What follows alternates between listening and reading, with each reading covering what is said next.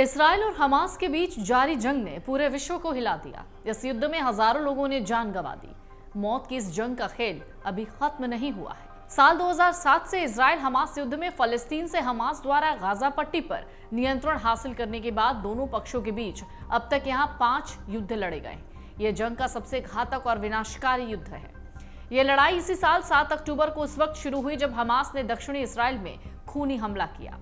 तब से इसराइल ने गाजा पट्टी पर लगातार हवाई हमले जारी किए हुए हैं। इसकी वजह से काफी नुकसान हुआ।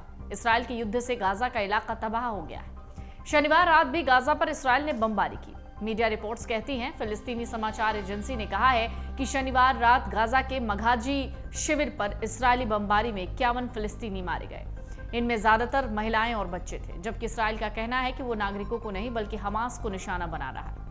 हमास के आतंकी आम जनता को मानव ढाल के रूप में इस्तेमाल कर रहे हैं। गाजा के स्वास्थ्य मंत्रालय के प्रवक्ता हैं अशरफ अल-खुदा, जिन्होंने सटीक आंकड़े बताए बिना कहा कि इस हमले में बड़ी संख्या में लोग मारे गए।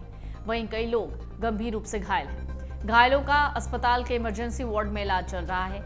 बेड की कमी के चलते घायलों का जमीन पर इलाज हो रहा है। शनिवार तक के आंकड़ों पर नजर डालें तो गाजा में 9,485 फिलिस्तीनी नागरिक मारे गए। वेस्ट बैंक में 147 फिलिस्तीनी नागरिकों की मौत हुई, जबकि इसराइल में 1400 लोगों की मौत हो गई है। जमीनी हमले की शुरुआत के बाद से 28 इजरायली सैनिकों की मौत हुई। गाजा में 24,173 फिलिस्तीनी घायल हुए। वेस्ट बैंक में 2,200 फिलिस्तीनी नागरिक घायल हुए। वहीं 5,400 इजरायली नागरिक घायल हुए, जबकि 2.5 लाख इजरायली नागरिक घायल हुए।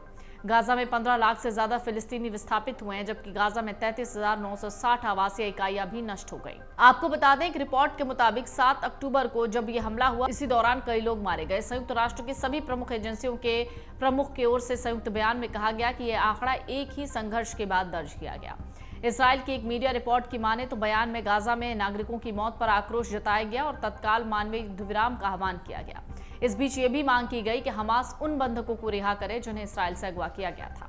प्रधानमंत्री बेंजामिन नेतन्याहू ने रविवार को घोषणा की कि इसराइल तब तक युद्ध विराम पर सहमत नहीं होगा जब तक कि हमास आतंकवादी समूह अपने बंधकों को रिहा नहीं कर देता।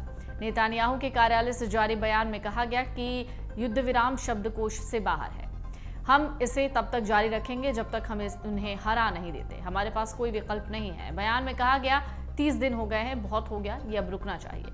कथित तौर पर गाजा में हमास ने 240 इसराइलियों को अभी भी बंधक बनाकर रखा है। अगर आप ये वीडियो YouTube पर देख रहे हैं तो हमारे चैनल को सब्सक्राइब करें और बेल आइकन को दबाना ना भूलें। अगर आप Facebook पर ये वीडियो देख रहे हैं तो हमारे पेज को लाइक करें। अगर आप ये वीडियो YouTube पर देख रहे हैं तो हमारे चैनल को सब्सक्राइब करें और बेल आइकन को दबाना ना भूलें। अगर आप Facebook पर ये वीडियो देख रहे हैं तो हमारे पेज को लाइक करें।